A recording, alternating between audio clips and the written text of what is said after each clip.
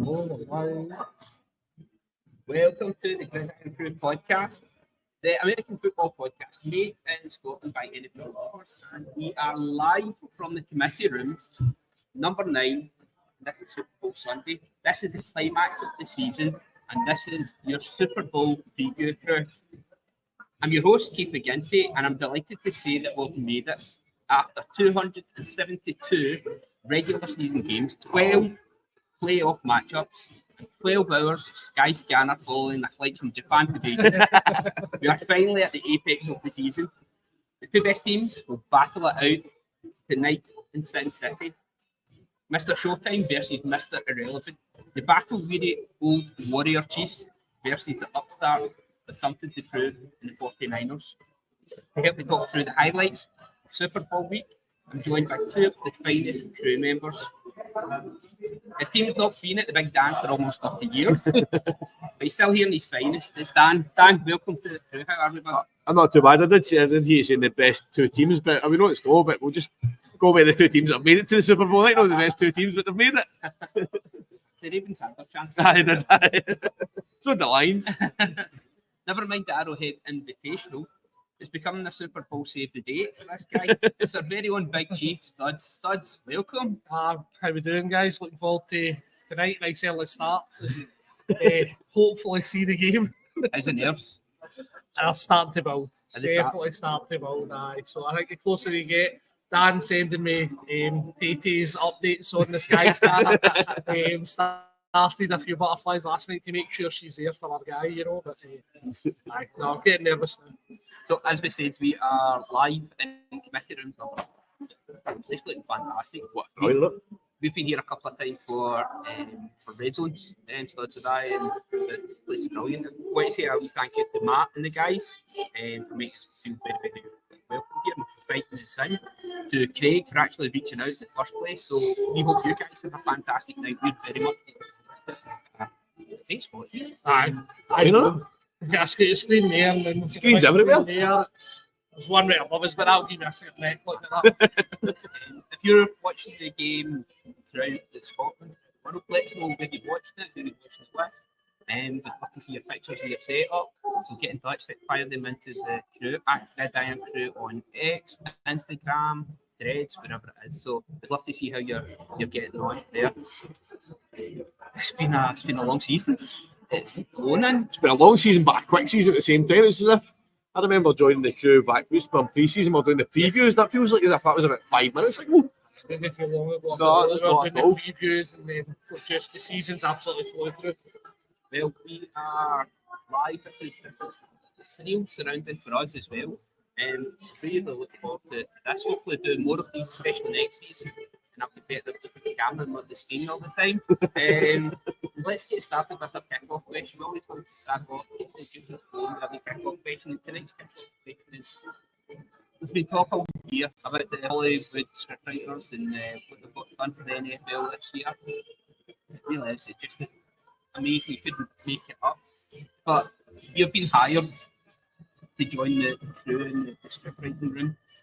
How do you make this the ultimate Hollywood ending to the perfect season? So, Stas, I'm going to come to you. That's what he said. I can answer for him. So what takes it? What makes it? You're desperate for a sequel. Then? Part of mine has actually just been you showing me Jason Kelsey's arrival at the Super Bowl. He showed up with Alan and he's got his wee man bag. So what I'm thinking, to end the game, he goes into that wee man bag and pulls out the engagement ring for Travis to get down on one knee.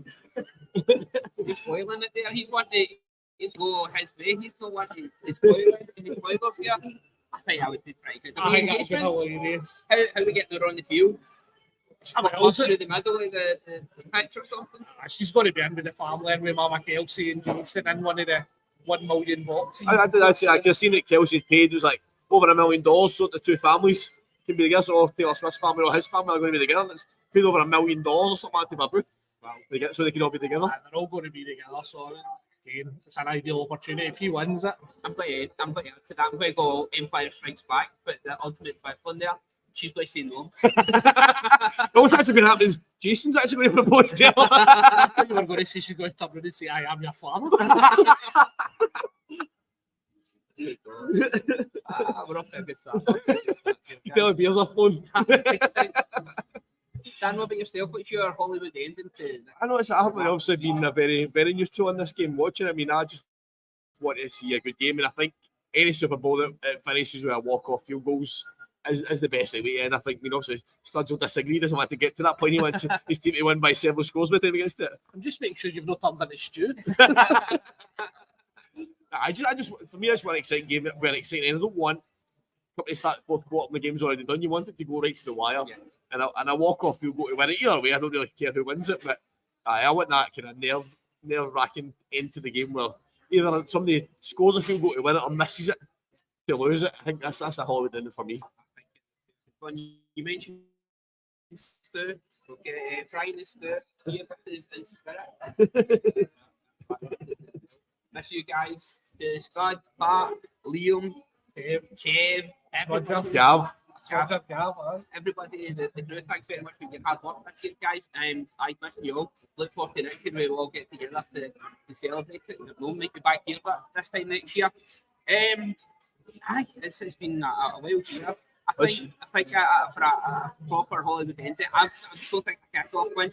I think I'm wanting a Hail Mary there. I'm wanting the slow-mo floating through the air, time standing still, and it bouncing about, bobbling about, hitting off toes so it's not quite hitting the ground. That's what Unless the Chiefs are catching it, but I still even at that point where the ball's in the air, it's just. So it was going to be that one player that it's like a practice squad player that suddenly appeared and he basically catches the game-winning touchdown. That's I mean, I don't know who that is. He's been on Instagram in the past couple of weeks. He's not getting on for the Chiefs. Just that. He wouldn't be able to catch it anyway. It's all right. To be fair, I mean, like you hear stories of Super Bowls making like Malcolm Butler. I mean, that basically made him that interception for the Patriots. Like he was just a player that played the squad. He wasn't a big name. So sometimes you get a Super Bowl where these players that under the big names show up and make these big plays that make basically put their name up in lights, and that bit of Hollywood ending a player something like that to win the game one way or another. What I think's been interesting is Keith Schrake's on Good Morning Football. He's really been pushing the Trent McDuffie picks. It has. He picked something else. He called it in September actually to say that Chiefs 49ers and Chiefs won with McDuffie pick 6. So the reason that's interesting is McDuffie's not had an interception this season, never mind a pick 6. To be fair, I think my prediction of a Philly special would be a good way to win the game as well. One of the quarterbacks I had predicted to be Brock Purdy would catch a touchdown pass for Christian McCaffrey, and I've even put a bet on it, so we'll see how that plays out. We've had the homes lined up at wide receiver a few times. We're better than wide receivers you've got, to be fair. That's Ashton Rashid Rice, by the way, and the MVS all the past few weeks. MVS has kind of stepped up as well, but again, Rashid Rice has just been a game changer for us this year at wide receiver, so I think it'll be interesting to see what we're going to do moving forward. I think MVS is out of contract. I don't see us paying him again. Nah, I don't see either. So it'll be interesting to see how we fill that void for a certain Evans from Tampa, maybe, or a Higgins from. Well, but some story. Your choices. What do you think this offseason? Now, we mentioned that the Dion Love starts coming back, but this is a rerun of what 4 years ago, was it? Yep. Can you remember that far back? Did they all just blend into one after that? No, I don't think you can forget 4 years ago because it was the first one for 50 years. I think that one does really stand out, and then there's obviously the infamous moment where it's 3rd and 20, and Mahomes is off at the side going, we get time to run Wasp. And then they obviously jet chip Wasp gets run, and the rest is history for there. But to be fair, the thing about it was that Super Bowl was Bill Vinovich refereeing it. Obviously, I mean, he won it for the Chiefs there. So when he won it for the referee's going to win it for the Chiefs again this year. There was not a call in that game that was such. I don't even know. I'm just winding you up. We just get put back to 3rd and 20 for a hold or something. I don't even know if the Chiefs. I don't even remember. I'm just winding you up at the referees. Nick Bosa was moaning that he was getting held on that play. If I remember right, it was actually Nick Bosa that flattened Mahomes as he released the ball, so he could have been held that way. I don't think there was any calls that merited debate, whereas obviously last year we had the James Bradbury one, the blatant and clear assault that he had on Juju Smith-Schuster to hold him, to kind of finish the game, just to ice the game essentially at that point. And we always hope the referees don't play a part tonight, because there's been, throughout the season, there's been that, I mean, obviously we watched NFL for years, and there's been the refereeing, without getting into it, the refereeing this year has been a lot of stuff that's happened for all different teams, and you're like, the quality seems to have dropped off this year. And I remember I mentioned it the other night that Paul Stewart was saying is that it seems to be they're not, all the experienced referees are kind of retired now, so they've not got those experienced guys to bring the young guys through, and there seems to be this kind of gap at the moment. And I think you have noticed a lot this year with some of the refereeing decisions. Hopefully that get a game like this, that they always say it comes to playoffs and just let the players play. And you do see decisions, and you get the regular season, you don't tend to get the playoffs because they just let them play, which is what we want. We don't want the referees being involved in the game unless it's obviously something blatant, but no matter what happens, studs will not be happy with the referees anyway. I think back to the championship game, though, I think the calls that were made against the Ravens, there was nothing you could argue about them. No. You know what I mean? It wasn't, we weren't seeing any questionable calls. Nah, the Ravens just lost the head. Exactly, it was just ill discipline, which is not something you probably expect at a hard rock team, to be honest. Would you think that would be the symmetry between the two games? Because quite a lot of the actual lineups have changed. Probably the style of the two teams it's changed. Last time it was all about the KC offense. You had Tyreek Hill there, of course, but it's more the defense now. Full role reversal there between the two. It definitely is. I think our defense is better than their defense ultimately. Whereas 4 years ago, as you said, you had Bosa coming through. So Fred Warner's still there and things like that as well. But I mean, San Francisco's defense was absolutely dominating teams 4 years ago. And absolutely destroying them. Whereas this year they're not doing that. They're pretty soft on the run, which you've seen against the Detroit Lions. And I think that's probably going to be the fear. I think from 4 years ago, I think I read something like there's only 9 49ers that were actually part of that team, something like that. So it shows how big a turnover it has been for them. Here's a question for you. See, in terms of the Chiefs, obviously you go back to that Super Bowl, the Chiefs were really, the X factor was Tyreek Hill. A bit of stuff I've been reading this week is that the Chiefs' offense now is more of a unit. It's not like the X factor of Mahomes and Hill. It's literally now they're now playing as a unit, the whole offense, which is what he's got used through this season. It's not a case of we'll just throw the ball 70 yards to Tyreek Hill and score a touchdown. It's a case of the Chiefs have been had to work as a team and make plays as a team this year. How would you think? What's your thoughts on that? I think 4 years ago there was an element of fuck it, Tyreek's down there somewhere. There really was. But now you're seeing I think Andy Reid's philosophy developed and changed. He's more than happy to kind of use the running back as a power runner. Because let's face it, that's what Pacheco is. Pacheco's going to run over the top of you, he's going to run through you. He's not going to be one of the skill guys that's going to juke you and be evasive. He's going to just, he wants the contact. He physically goes towards the contact. Which is probably not something that you've seen a lot in an Andy Reid offense. Yeah, that's true. So I think you've seen us really lean into that this year. And Pacheco has been our best player on offense through the regular season. Probably dragged us through a good few games as well, to be fair, until you had the likes of Rice step him up and things like that. So I think it has been a case of the development of Andy Reid essentially as well, where he has went right. We can lean on the run game. You know Mahomes is going to be able to do special things. But to not rely on those special things all the time is only going to help your offense grow. And again, rebuilding that offensive line after the Tampa Bay shit show has just been massive for us as well, because we put a lot of money and time into it. Obviously, a lot of that money's out this evening in Joe Thuney. But Nick Allegretti stepped in and was excellent against the Ravens. So. We were talking beforehand about some of the symmetry between the two teams, about the players, about the fathers, and just how history repeats itself. Dan, he's frantically working through. He's going to get the list together. It's quite interesting just how football at the highest level, especially in America, just tends to repeat itself. You've got the players there, you've got the fathers who are coached, the fathers that have played. What's some of the highlights then, Dan? So also we've spoken, I think, on the podcast, we spoke about kind of Mike Shanahan and Ed McCarthy, obviously being Kyle and Christian's dad.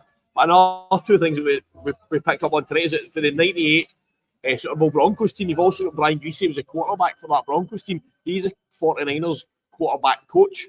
and you've also got Anthony Lynn, who was the Broncos running back, and that Super Bowl is the 49ers running back coach. So you basically get 4 links between that Broncos team at 1 in 98 and the 49ers team that are playing tonight. Which you said, Keith, there's always the NFL. You've always got these wee nuggets of things like this that happen, and there's no other sport where that kind of tends to happen. Do you know what I mean? It's like there's a link between teams that we were talking about 25 years or 26 years ago this team won, and those 4 names are still in the Super Bowl this many years later. It's amazing just how tend to think it's a job for life, and how they recycle the knowledge that's within it. We tend not to get it here. We go through cycles with our Fitbit. Yeah. Whatever's the hottest thing, you don't tend to last for too long unless you're up to date with the latest thing. But how ideas get recycled and edited, and new players coming in, new skills. It's great to see. Helps us try to remember a few names as well. It's the same names, it's all right. No, you just call them by their surname and you'll be all right. So, what are some of the highlights that we've had from Super Bowl week? Because it's been we've had a very busy week. We've had 2 preview shows. You've had the Kansas City Chiefs preview through, which was on Monday night. If you've not heard that, you've still got time to come back and have a wee listen to. We had the San Francisco 49ers preview through that we did on Thursday night. We had just the guys from the crew. We had a couple of the contributors from over the year on last night with Dan. We've had a very, very busy week. Hopefully we're giving you a real full picture of what to expect from both teams and what we're thinking, what we're most looking forward to. But we've had a wee chance to stroll through a wee bit of the social media feeds, and we're just going to discuss some of our highlights. And I put a tweet out just now to ask you guys what have been some of your highlights of the week on social media. We'd love to hear from you. Get in touch and we'll read them out live on the show. So, guys, take away. What have been some of your highlights? So, something I actually love this year, and it's something that they obviously been in Vegas, and we've got the bright lights, the big city, and all that. But how cool has the Sphere been this week, by the way? And the Turks sneaky. Put the Turks tiki. That was brilliant. Imagine doing that. Super Bowl week will fire a Turks tiki on the Sphere, but. That was Craig that was a massive shout out to Smudger. I've seen pictures of the Sphere doing different things, but it's been all Super Bowl this week for the Sphere. So you also had the helmets up, we had Mahomes stats, and we had Purdy stats. But my favourite was every Super Bowl ring on the Sphere the other night. That's genius. Seeing some of them are class. Again, that there's always such an interesting story behind the Super Bowl ring. Like, you get back to not just because it's Ken Shanahan, the Falcons and Patriots one as well, where they've got something like 283 diamonds in there to signify the fact they come back to 28. That kind of thing. So every ring tells its own story, and it's fascinating to see some of them. So seeing this year doing that was class. Right, so I'd never seen this here before. I didn't know what it was. I thought it was like in Superman, Man of Steel, where the Lex Luthor brings back. Right. Right, that's what I thought that was. I was waiting, what's his name, kicking out the top of it and walking out there. So I hadn't seen it before. I thought it was a Photoshop or something like that. That's incredible what they've got there. Well, U2's doing a residency. Last night as well, played last night. But I guess see when you see the outside, going inside as well. Maybe not necessarily the same picture, but inside of it's full of lights as well. There's a big show inside as well. It's ridiculous. It's such a simple idea as well. I thought the Hydro was doing well when they could change the light whoever was in it. I thought it was pretty special. Chat all over that. Fantastic. Any other highlights then, Studs, for you? For me, I'm obviously going to go with a Chiefs highlight, and it's the fact that it's when you've had the first few days, you had Mahomes and Kelsey's interviews, and all the 49ers fans just booing them. Just total hatred for them, and it's not something that the Chiefs are kind of used to, essentially. And that what I've actually loved is the fact that they're leading into it. And Kelsey's going, listen, I love the boos more than the cheers. Keep them coming. You're making me want to play right now. It's just getting these guys more and more fired up. I think what it is about Flight Radar, probably its biggest ever audience last night. So, the amount of folk that are tracking Taylor Swift's flight last night must have been ridiculous. I didn't need to track it. You kept saying it. But it's like stuff like that. And it's obviously we talk about. I read a good article. I don't know if people have seen it for Oliver Hope. I think it's the Mail hearings for Daily Mail or whatever, about how basically the Super Bowl has found its home in Vegas. Because literally the Super Bowl is Vegas, and obviously this is the first one it's happened in Vegas because obviously NFL been a bit reluctant with the whole betting and all that. It's literally like the Super Bowl is Las Vegas, and that. If you somebody turn in the morning and say every Super Bowl has been played in Las Vegas, people go, "Fair enough," because the Super Bowl in Vegas just goes together, and I think that's part of the whole. Then the Super Bowl as a pageantry is phenomenal. Yeah. The Super Bowl in Vegas is just something. It's just another level. I think. It seems like it's a city that's actually been built for things like this. Do you know what I mean? It's daft to say, listen, it's great. Like the Raiders. Oh, what a shame having a 49ers and Chiefs end zone in that there. I'm worried. Max Crosby keeps receipts, by the way. I'm trying myself.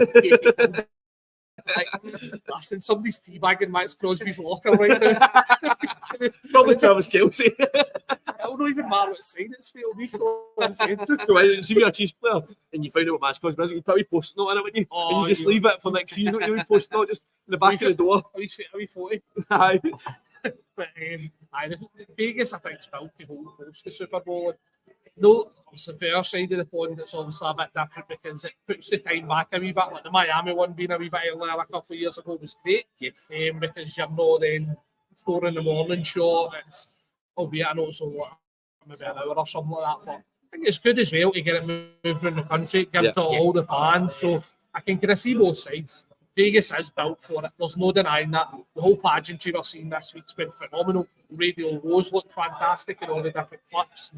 We've seen quite a few guys for UK out there. Well, that's where I was going to go into next. Was for me the highlight's been Radio Row, and some of the guys that we've reached out to and we've spoke to this year. Yeah. So we had George on Sport. Yeah. George, you'd managed to get on for us. He was fantastic. George is our Titans. Colts. Keep getting him in. Yeah. He's been for you. He'd run through me as well. He's a unit. He's still something you want to be in the right side. Get some big pals as well over there. So it's been great to see George doing so well over there. The Irish NFL guys. The content that everybody's been able to get, and how open all the stars of the NFL have been in engaging with the fans and getting involved with them. Even Micah Richards, I've seen him on it as well. With Micah. Guys talk fast. So yeah, look forward to going there in what, say 3 years we'll give it. But that's it. The Irish Sheriff. This is where we need you to like and subscribe. Share the word. Send the crew to the Super Bowl. The Irish NFL guys get a shout out on Pat McAfee as well. Aye. That'll be massive. Guys, I'm quite disappointed that you've not commented on my Shattafee look that I've been going for here. This is sound right calling that Shatter. It's like 6 months of growth I've been going for here, guys. It's been brilliant, and the networking that they'll be doing over there is it's going to be incredible for these guys. So you're saying Vegas is where it should be. If it was to go international, are we thinking Blackpool then for? Imagine that. Who should you do with the power? That wind's literally be lights, and that's that. They have look at this running on that bouncy floor. Imagine some of the defensive linemen standing on that floor. You'd be like, I'll just stay away from that. I didn't like that floor at the best of times. I'm not going on there with an offensive line. Perfect. So, it's been a busy week. These guys have had a brilliant time. I'm glad to see the weather. It's been a wee bit rotten for them as well. Bit of rain. What about, we spoke about it on the 49ers podcast the other night, was a bit about the training. A wee bit of furore around the 49ers having to train at. Now, they were at the University of Las Vegas. Yeah. And the field had only been laid 2 weeks before. It was in top of like the 4G, the synthetic turf that they usually use, but they had grass put down. But it was, as you said, very, very hot. And for me, it had shades of Ireland 2002 World Cup. Training on the motorway. I was waiting for George Kittle just chucking it and walking out halfway through. But do you think that's going to play a factor, or is this? You mentioned like the Chiefs walking about, enjoying the booze, likely to be the underdogs everybody hates, is using that as fuel. Do you think the 49ers will do something similar with just how they feel they've been treated? They've not got the home dressing room. They've got the dodgy field to train on. They've got something else that's going to stick in their throat. Their shoulder.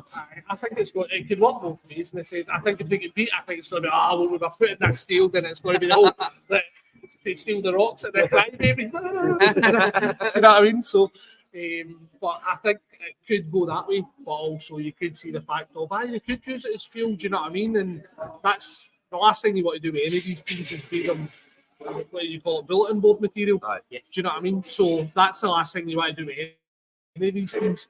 Seen the Chiefs using it in the past. Last year's Super Bowl as well. So that's the last thing you want to do.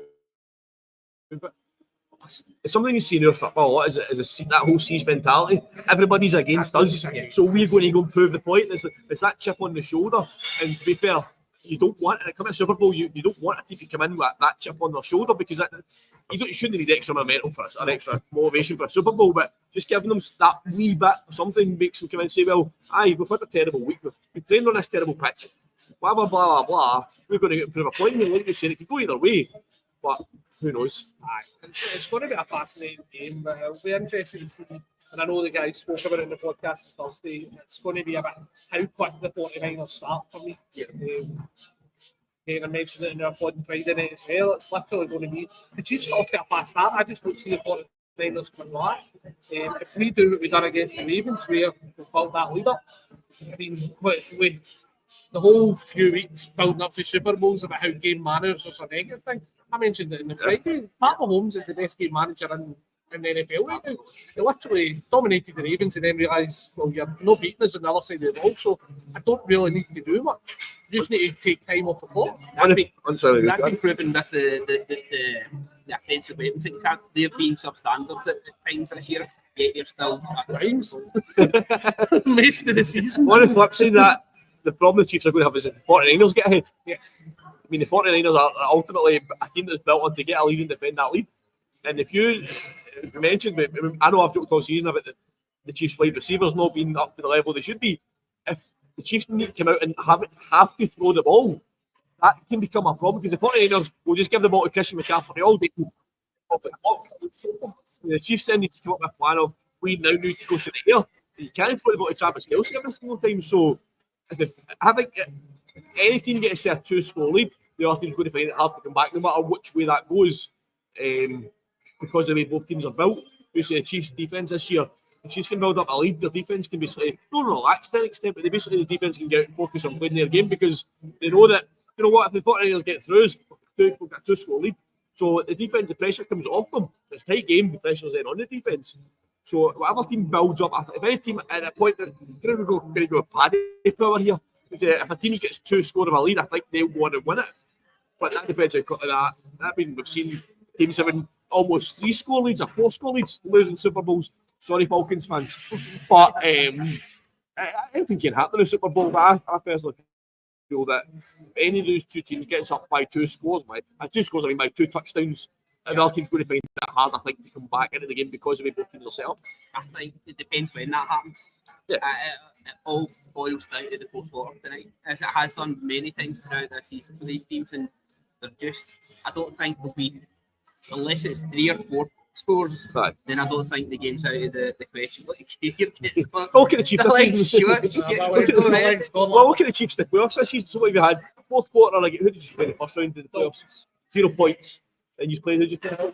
Bills, 0 points in the fourth quarter. Ravens, 3 points in the fourth quarter. So that's a defence that was built for the fourth quarter. I mean, if you can go into the fourth quarter, if you can keep the 49ers to even just a touchdown in the fourth quarter, then that's massive in terms of, because you know Mahomes is going to lead the offense up and they're going to score. It is going to come down to, if that Chiefs defense can step up tonight and limit the points in the fourth quarter, then the game's there to be won. I'm trying not to be totally biased towards the Chiefs, obviously, so I won't. We'll bring you back. But what you mentioned, obviously, CMC is going to be the big thing. Our defence hasn't been great against the rush, been better against the pass this year. I don't think that's the ordinary say. So it's, can we stop CMC? I think his actual debut for the 49ers was against the Chiefs. And then it was like the following week he had that one where it was like the passing, rushing, receiving touchdown. But his first game was against us, and it was all right. But again, I think it was in limited snaps. Because it was his first game. Because it was his first game. So It'll be interesting to see what the plan is for him. Are we going to have a spy on him like Lviii? Is he going to track him around the field, in the backfield? Because he's probably our most athletic linebacker. Who's, and it's, again, he missed the Ravens game to make sure he was fit here. Deebo Samuel, again, I'm so looking forward to seeing him match up against Willie Sneed. Willie Sneed. Is that Deebo Samuel the wide receiver? Then Deebo Samuel the run blocker? Well, either way, it's because the two of them love that physical matchup. Yes. Like, you've seen Sneed absolutely manhandle Tyreek Hill on the line, get in his face, and how was raging with it. Sneed loves that kind of wee physical battle. He loves to get the hands on at the line and then match it. So Deebo's obviously a very physical receiver as well. So I think that's going to be a fascinating matchup. Every time the 49ers are on offense, is watching Deebo and Sneed line up against each other. Is Sneed going to go with Deebo, or is he going to switch between Ayuk and Deebo? Well, here's the question for you: who's going to line up for the Chiefs against opposite George Kittle tonight? George Kittle, obviously, if he comes out as a passing play, who do you put up against him? Is it Nick Bolton? Yeah, Nick Bolton's fighting. I think he's very underrated linebacker. Seen what he done in the Super Bowl last year, getting the strip sack, returned for a touchdown, unlucky not to have another, and fumble recovery for a touchdown last year, which I still actually think was a fumble to be fair. But Nick Bolton's good. I think Willie Gay is another one, as I've just mentioned, probably our most athletic linebacker, but against George Kittle, you're wanting somebody that can really bring the hit. Yeah. And I think that's where Nick Bolton comes in. I think Nick Bolton can. I think it's going to be one of the key matchups. I think arguably I've said the 49ers as behind the first team as the Avengers, because it doesn't matter who they've got in their team, they're all superstars. But those matchups between both your linebackers or corners versus the tight ends, it's going to be huge tonight. Because arguably two most influential players on the offense outside quarterbacks, maybe Christian McCaffrey, are George Kittle and Travis Kelce. And it's always been which one of those two is the best tight end in the league. And that's going to really interesting matchup to see who each team lines up against the tight ends, because the tight ends also, those players across the middle, it tends to be linebackers that have to pick them up. You know, we've seen Kelce wide open 25 yards on the field with nobody near him, but generally it's generally that middle section where it tends to be linebackers rather than safeties that pick up the tight ends. So they've got two of the biggest and more physical tight ends in the league going up against linebackers. They're going to have to go in the game. They'll know 100%. Again, the battle of the trenches is going to be fascinating as well for me, because probably more so, I think, on our D-line versus their O-line. Yeah. Outside the Nick Bosa, probably don't. So he's going to hold him anyway, so it's fine. I mean, we've got the right guy we're going up against in Taylor, to be fair. I think he's the most penalised player in the league for holds. But I think outside the Bosa, I couldn't tell you anything else on the 49ers D-line. And again, that's no meant in any disrespectful terms, it's just that there's no game records. Chiefs D-line, obviously they're losing a Irn-Cru, which I think could be, depending who steps in there, could be a big loss. But Chris Jones, again, going up against somebody like Trent Williams, that could be fascinating. George Karlaftis has had an underrated season for us as well on the edge. Another one who could be going up against Trent Williams, and you're like that, right? And his nickname's the Greek Freak. So you're like, right, how does he match up against Trent Williams? Is a dominant force at left tackle. There's no denying that. Are we going to set up where Chris Jones is in the opposite side to Trent Williams to really free him up, or are you going to put Jones onto Williams to free up somebody like Karlaftis to get through? You suppose you can mix it up. I mean, depends on. Obviously, Spags has got fucking a million schemes up his sleeve. Do you know what I mean? Like, you say you can have George, you can start with Jones against Williams and then flip it. So just as Williams is getting comfortable with Jones, suddenly he's got somebody else, and Jones is at the other side. And the 49ers offensive line then needs to adjust. And that's what I love about this game, is the tactical battles. Yeah. I mean, things aren't as straightforward that you play that position, and I can talk that from a Micah Parsons point of view. Lining up for an offensive against Micah Parsons must be an absolute nightmare, because you don't know. Parsons, who might take him down? Oh, I'm empty. But across the league that happens in so many different positions. It's like, you know what the best player is, but you don't know where he's going to be. Is he going to be outside? Is he going to be inside? Is he going to be linebacker? Where's he going to be? And that, as an offensive coordinator or offensive line coach, must be a nightmare to plan for. No, definitely. Sorry. That was my question, Lviii, for you. Was who is the most dangerous player in the opposition team? So for them, when you take the 49ers this one, who would give you the biggest fear? Deebo Samuel. Deebo Samuel, not McCaffrey. No. Deebo Samuel, I just think Deebo makes that. What's Big Red going to actually do then to counteract him? How's he going to to stop Debo. I'm surprised you went for Debo that one. I said CMC is frightening, but I think if you look at the 49ers season, they lost 3 games in a trot. What was the common denominator? Debo. No Debo. No Trent Williams, no Debo. Yep. So that was your two contributing factors. So that's where Debo for me sets the tone. Yeah. How physical he is, his first hit's going to be massive. His first pass block, his first catch. Yeah. They're going to really make the team take over. If he gets started, I think the 49ers will start moving the ball easily. Well, this is going to be a stupid point to make, but hopefully it makes sense. It's like you can kind of game plan for Christian McCaffrey because you know he's going to be a running back, right? You know when he's going to start the play, and you know he's either going to run the ball or he's going to come out wide. Debo Samuel can line up anywhere. It can be a receiving receiver. Yeah. It can be a blocking receiver. It can come in a slot. It can run his quick slants. So you've got a game plan for Debo Samuel doing everything. Yes. Whereas Christian McCaffrey, and I'm simplifying this by saying you can plan for Christian McCaffrey because you really can. But you know exactly roughly where he's going to be on the field. Whereas Debo Samuel can do everything. Christian McCaffrey is always going to be starting in the backfield, right? Every Shanahan play that I've seen, he's been in the backfield. Whether it be he's maybe looking out to the back and it's a dump off, that kind of thing, fine. But he's always in the backfield to start. As Dan says, Debo's they're creative with Debo. Yeah, he was. Well, he's got his contract incentives for rushing statistics as well now. I'm not playing running back. I'm not playing running back unless you pay me. So, for me, it is Debo, and again, that's where I think, for me, you're looking at game planning him, you're putting Snead on him every time. So I just track him. Snead's locked down every number 1 wide receiver in the league this year. Either side, you're happy to follow him. Just send Snead with him. I think that is probably what the Chiefs then do. But the thing is with the 49ers, doing that, suddenly you've got Brendan Ayuk. Right. So you're like, well, wait a minute. I know you've got Trent McDuffie there, but you're thinking, well, if you're the Chiefs, like your best cornerback, you've got to make a choice here between Debo Samuel and Brandon Ayuk. It's not as if one is a clear number 1. It's like it's a 1A1. Aye, yeah. So you need to make a decision there about, do you go man to man or does Snead pick up whoever comes to the right and McDuffie picks up? Either way, and that's what goes back to Spags. What is he going to do? And that's a tough choice. Is like, I think giving Spags 2 weeks time to prepare for this, I think it's just. I'm fascinated to see what he is dialing up because we've seen things like McDuffie blitzing to the cornerback position where he comes all the way around. We've seen Reed on his coming in the safety blitz and moving people about to make you think they're blitzing and things like that. And it's going to be fascinating, this Spags game plan, but as something that's going to have to factor in. And I think McDuffie's good enough to match up with Ayuk. Probably, I think 70-80% of the times, I think McDuffie will be fine. But there's going to be that Spags has had 2 weeks to plan, and the brilliant creative mind that is Andy Reid has also had 2 weeks to prepare. What daft play are they going to come up with? They ring a roses. We can ring a roses. last year in the Super Bowl. We did. I thought I was dreaming at that point. I thought I'd hit the wee bit too much. Again, I've seen people talk about the behind the back pass for the homes. Probably good modern football again. Spags as well. I don't think you're going to see anything like that. I think I said on the pod the other night. I think we'll have a Kelsey lateral because I think he's admitted himself on the New Heights podcast.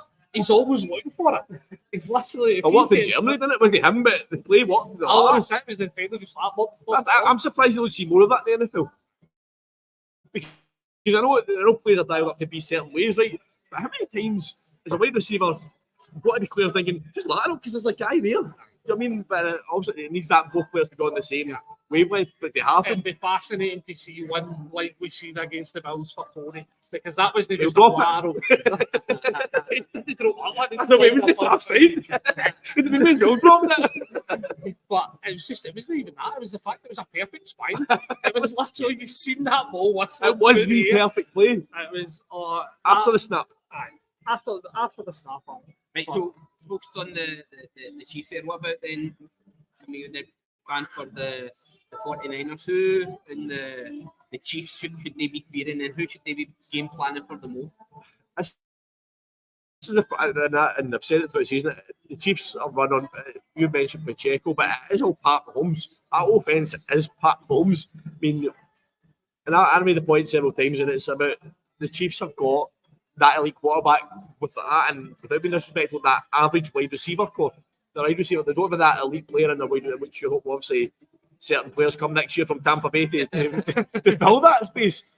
But it's got to be Pat Mahomes. I mean, you can like as much as we say. Baker, do you think Baker will make that one? And you can, again, as we mentioned with McCarthy, you can game plan for a running back.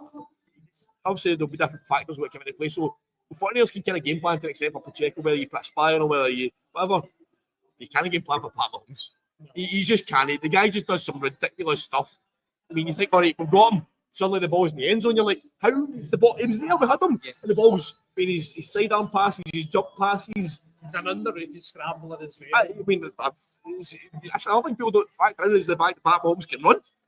He might not be the fastest, but he's elusive, and you find the amount of times you see the play will break down and suddenly there's this big gap up there. The field, Mahomes will just go. He's got that ridiculous waddle sprint. We saw it in the early on in the season, the Netflix documentary quarterbacks, the amount of work that it does, the preparation it does, and running, carrying these coaches on him just to make sure that his body is ready to endure these physical. It's the twisting things like that with the weights to make sure that he can throw the ball in the eye. He's his ankles, his knees, and everything.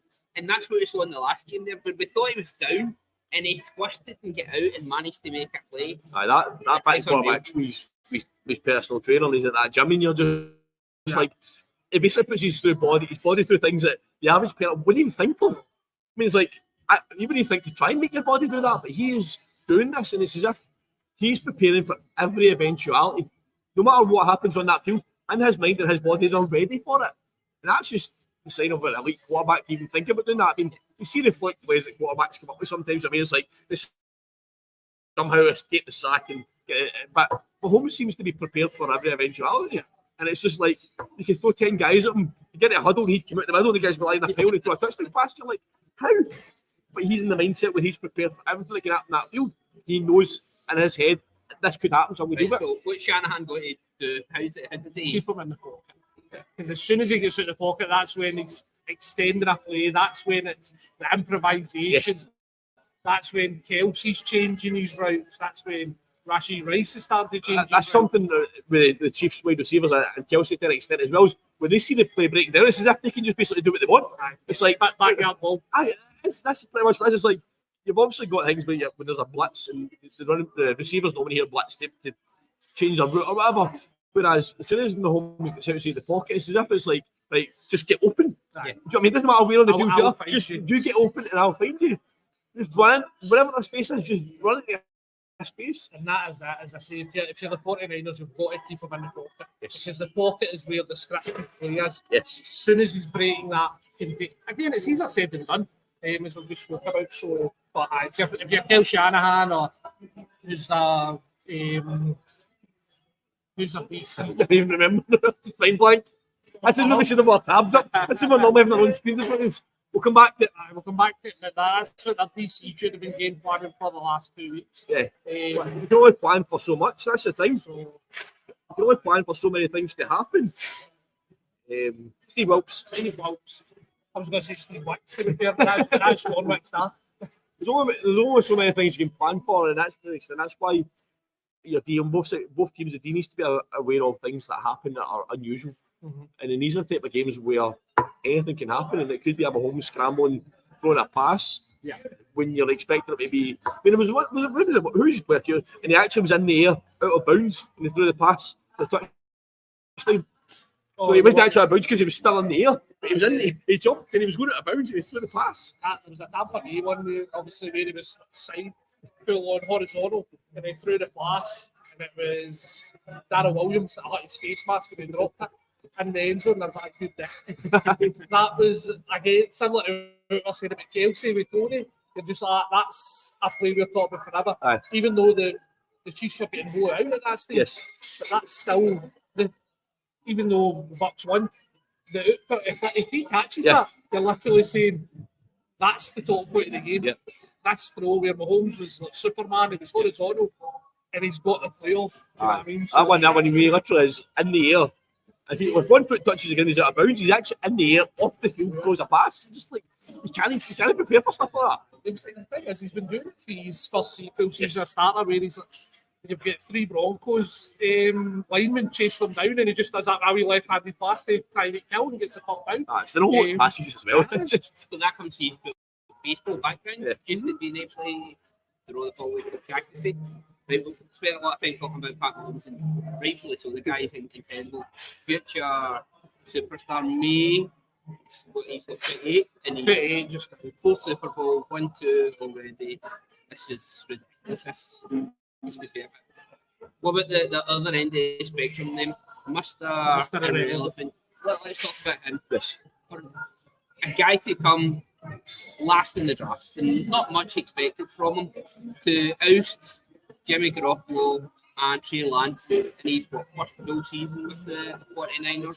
So it's expected full done season. it in his first full season.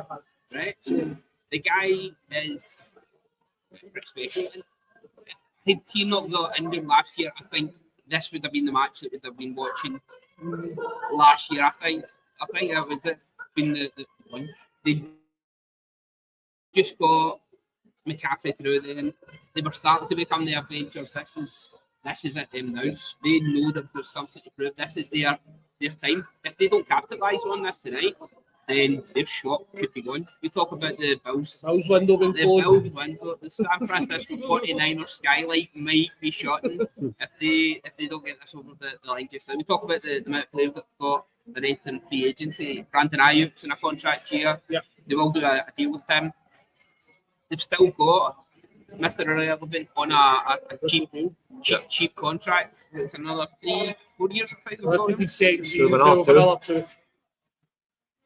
They're going to have to deal him in early, especially if he wins tonight. You've got to pay that wee bit of respect to You got to pay him yet. to get that there.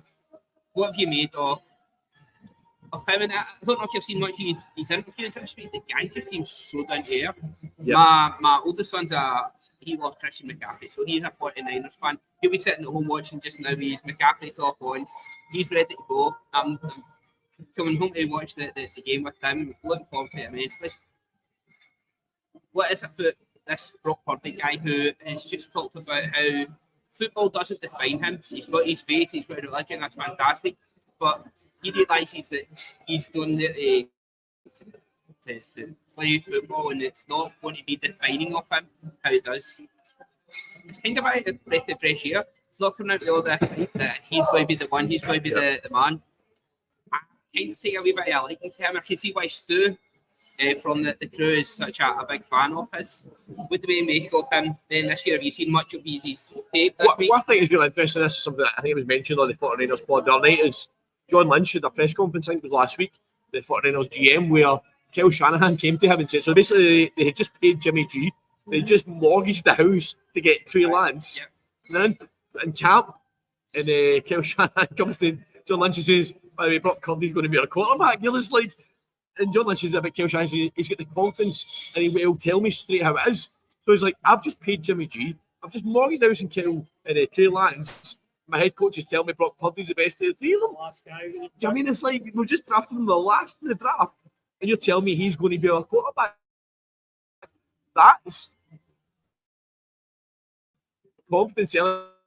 But from you want to then praise Kel Shanahan for seeing, as we know, a lot of NFL players, a lot of them are very religious and stuff like that. What Purdy's came out and said about that this week, everything starts every day by reading Psalm 23. It's about Lord is my shepherd. He talks about how it brings him peace and he goes to this place and it relaxes. See, when you watch him on the football field, he's a very quiet guy. But you can see he's a leader in the players, but he doesn't get flustered, he doesn't get wound up.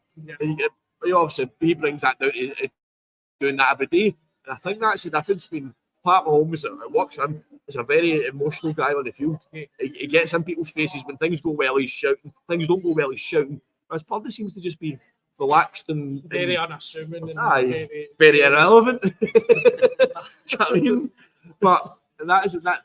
I mean, there's football day. That was one of his other things he likes to do. another Carson Wentz in the cards. So it's weird how this guy just lights it up in this stage in front of so many thousands of people, but he stays that canvas. And you've got to think, when you get hunting and stuff like that, I might not agree with that, but it's getting into that meditative state where you're just concentrating what you've got to do.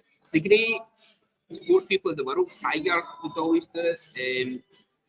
boxers when they're in full flow. That's what you're looking for. And I think this could be the start of a great rivalry between two incredible quarterbacks. Purdy's got himself a long way to go to get anywhere near Mahomes' levels. Yeah. I think it's interesting the fact, obviously, we brought Purdy. You're talking about a guy that was in the MVP run, coming back from the injury he suffered in the championship game last year with the torn elbow, things like that, where you actually forget about that because it happened in the championship game. Yeah. He's another one that probably should have been in the running for comeback player of the year. Do you know what I mean? So he's in a fantastic season. I think his interviews this week have shown how kind of down to earth he really is. He's got a very calm manner with the press. Yeah. And he's answering the questions. I think there was a ridiculous question about somebody saying he looked like the shooter on the Glasgow Harvey Oswald. Somebody says he looked like him. What kind of question? The media must have limited questions. You've got that one question asking Super Bowl week. You're really going to ask him what he thinks about a comparison to him and Lee Harvey Oswald? Are you shitting me? Do you know what I mean? It's like, I must have been somebody for the Sun.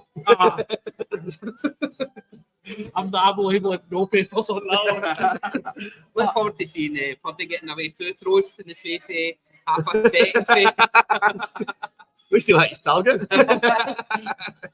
On the head, the face mask.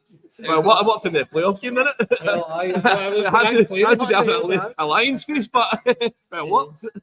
Oh, man. I think Brock Purdy's come across really well this weekend in his interviews. I think he's a very likeable guy. Yes. Because he is probably so humble, so quiet, because one of the really fascinating interviews I heard with him was all about how it wasn't. You think of these guys as superheroes, right? You really do. I've paid millions upon millions of dollars. Well, Brock Purdy isn't yet, but that'll be coming now. Just million of dollars. Right? So, but he was nervous about getting into the league. He didn't. He wasn't aware of how 46 starts for the Iowa State Hawkeyes. Iowa Hawkeyes. Iowa. So I'm trying to remember. There's the Cyclones and the Hawkeyes, and one of them. But anyway, so the Hawkeyes anyway. But he wasn't sure how 46 starts would equate to starts in the NFL. And he was obviously very nervous about that. And again, showing that kind of vulnerable side to his character, I think probably just endeared him to more people, really, because he has stepped up so well and he's looked like he literally went unbeaten until the AFC Championship game. He literally took it all in his stride. Beat the GOAT. Do you know what I mean? Beat Tom Brady in his first full start. Game, Do you know it was the first rookie to beat Tom Brady as well, was that not? I think it was first rookie to beat Tom Brady. So, I'm sorry, I was going to say, I would disagree with you. I don't know if they still win that championship game last year. I think the Eagles were just a different animal than they were this year. So I think the Eagles would have still nicked it last year. But again, what he done last year was fantastic. Something you mentioned on about Mahomes and Kelsey being booed by the 49ers fans and that really riling. And that's I think you look at the difference between two teams. The Chiefs love that. They love the attention. They love, I know, and to the extent there's like the thrive on that. Whereas sometimes you maybe just need that cool head, that calm leader that's just going to bring the emotion out of it. And that's what Purdy's doing for the 49ers. He's basically like, guys, he's the typical, the stereotypical, this is just another game. That's the impression you get from him. Whereas Mahomes and Kelsey is like, oh, it's a Super Bowl, it's this, and all the hype there. Whereas Purdy's like, let's just calm down, guys. It's just another game.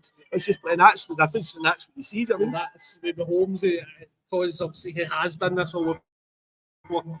Maybe not in Vegas, because first time he's like, look, guys, let's get through this week. We win this. I'll bring you back to Vegas and we'll celebrate. Well, Bill McElhenney and Ryan Reynolds taking his team to Vegas. He's literally saying. Let's finish up now. Before we do, I want your predictions. Then, who's going to be the winning score? Is it going to be a kicker? Is it going to be an actual play? Who's going to be the winning score as we see when people starting to fill up here in Committee Room number 9? Let's come to you first. Who's get the winning score? Winning score. Do you know what? Because of the season he's had, I would love L'Jarius Sneed to get the winner with a pick six. I think it'd just be icing in the cake to finish his season. He's been dominant. Obviously, got slighted at the Pro Bowl. He should have been a number one pick in there. They wouldn't have been able to play anyway, so I know, but he should have still been getting that recognition along with the rest of his teammates. they knew he was getting to the Super Bowl, that's why they were picked him. So I would love to see Sneed getting a pick 6 tonight. Fantastic. Who are you going for? I'm going to go completely left field here. His missus is brilliant at making jackets. Oh, yes. Juice. Kyle just check. He's going to score. I'm going to go with that. Kyle just check. He's going to be one of those random plays that the 49ers come up with. He'll just come in at full back and just lift it into the corner, and he'll get picked up. And his missus will make him a nice Super Bowl gold jacket. He comes up with big plays. Yeah, I'm going to go with Kyle just check. I'll get locked out the house if I don't go for it. I'm going to go for CMC. It's going to be CMC. He's got to be the icing in the cake. The very last minute, fourth quarter. I hope he's both wrong. You can both be wrong. You can still lose the game, but but that would just confirm that one of you was right. I would give it could be Debo Samuel was right, but still. I could tolerate that because I would feel just as I'll know you led it the next one. Right, let's go. Just before we finish up, then after a quick quiz, you get 3 lines. Phones away, Phones face it. Right. So our quiz we'd like to do in top 10. Right. So for the last 10 years, we need to give me the name of either of the starting quarterbacks from the last 10 Super Bowls. So start from 2022, go back to 2012. Well, Pat Mahomes is obviously. This is where you don't want to go for the tough ones to start. We want to keep them at the back. Keep them at the back. Keep them in the tag. From 2013 onwards, right? Right, so I've got Pat Mahomes. Right, Pat Mahomes. Jalen Hurts. Jalen Hurts. Tom Brady. Joe Flacco. Matt Stafford. I can't remember who played the Super Bowls now. Hold on. It will be. The Rams. Hold on. I can't remember who played. I forgot. Flacco. Oh, is that Surely. That was 11 years ago. Oh, What? Is that 11 years Sorry, ago? just check 1, 2, 3, 11 4, years ago, 5, yeah. 6, that's not the most 8, 9, right. 10. 11 years ago, Joe Flacco. I can't believe that was 11 years ago. Oh, you must like. Check that. I don't remember who played. My mind's in black about who played Super Bowls. I've got Matt Stafford. Matt Stafford, yes. I can't remember who won Super Bowls. So think Flacco onwards. For Tom Brady again, for the Patriots. He was here for the Bucks. He was here for the Patriots. Right, okay, give me that. Then. Right. Joe Burrow against Matt Stafford. I genuinely, I'm going to complete mind blank about who's been in Super Bowls. I genuinely have completely I'm forgotten. actually all right for you to take your time here because, man, no, we're back in. Oh, no, still. Right, need to hear my answer. I'll give you the answer. Who's been in Super Bowls? Why have I had a complete mind blank about teams that have been in Super Bowls in the last 10 years? I need the answer. Right, I'll lose a life when I come back. Okay, who you got first? Dude? He's on his last. 4 years ago, we had Pat Mahomes versus Jimmy G. I genuinely can't I can't remember teams that have played in Super Bowls in the last couple of years. So who are you thinking? Russell Wilson. Yeah, I had that one set of 8. 10 in a row for Russell I Wilson. can't remember who they all 1 played. win and 1 loss. So I'm going to go. We were talking about the game earlier on and the biggest Shanahan capitulation. Matt Ryan. Ryan is there in 2016. I'm going to go through teams that I think who reached Super Bowls in the last couple of years. It's helping that I'll say that quiz. By the way, I'm used to being the host of that quiz. I've got another wee one in there. I can't believe I went mind blank with this. Yeah. Let's see who's left. Teams, I generally can't think of teams that are like quarterbacks. That's what I've started to work my way back. So it was like, how many years ago we gone back? I don't even know. I'm going to take a guess. I'm not used to far back. Eli Manning.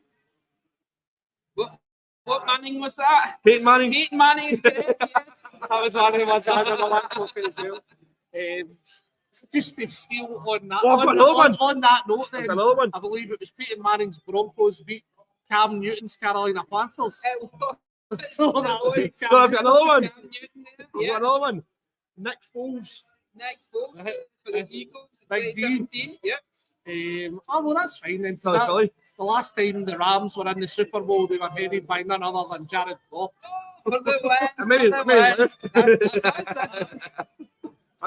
The one you mentioned, Joe Flacco, of course, he had Colin Kaepernick. This is the 49ers. 49ers. Is that the New Orleans one where the lights went out? That's right, so they did. 2015, yes. It's going to be the same time the Lights went in Colin Kaepernick's career, unfortunately, for the wrong reasons. Yeah, you got the rest of them guys. It's absolutely terrific. I've been on the other side of that quiz, by the way. Again, I literally just started. Right? What was last year's? Nine blinds. I was like, right, that's right. What did the one a 4? What did the one a 4? What did the Stress is on stress when you're bursting that. The seal's been bust. That's what coming up to bang on an hour. It's absolutely fun. This is our first live show in one of the bars, and hopefully we'll be back next season in Committee Room number 9. Thank you very much to them for hosting us. Some nice Tay music as well going on in the background at times. Like that. It's changed that up now, but I'm sure there was a couple of Taylor Swift songs on the road. Good timing. Was, Well done for requesting them, studs. You might take jukebox now. Moving on to jet planes next. Dan, thank you very much for joining us, mate. No, pleasure as always. It's good to get the live stuff on the way. I'm looking forward to see what comes next for us. Studs, you looking forward to your night? Hopefully, to be honest, Waves kicked in a bit. I think this is actually unsettling. If I'm honest, it's been quite relaxing, just having a laugh. Good distraction. It's 100% been a distraction. I've now got nearly 8 o'clock, so I've now got 3.5 hours of just let up nerves and drinking alcohol. I had 3.5 hours of the game. We've been nervous as well. So we'll see how it goes. I mean, Keith McGinty, this has been fantastic. Really looking forward to a great night here in the Committee Room number 9. If you're coming down, make sure you pop up and say hi to the crew. Love to hear from you. Maybe get something beyond the pod over the long 7 months of off season and to talk all things football. We've got lots of stuff lined up for the next season as well. We hope you enjoy the climax to this one. The crew will be back next week with a review of the Super Bowl. We'll also have a wee decompression next Thursday, I think, we'll aim for of the major talking points of it and everything that's the fallout from the Super Bowl as well. So, thank you very much for listening, for watching. Hope you enjoy your evening. Get in touch with the crew. We'd love to see what you guys are up to there. And all the best. Thanks.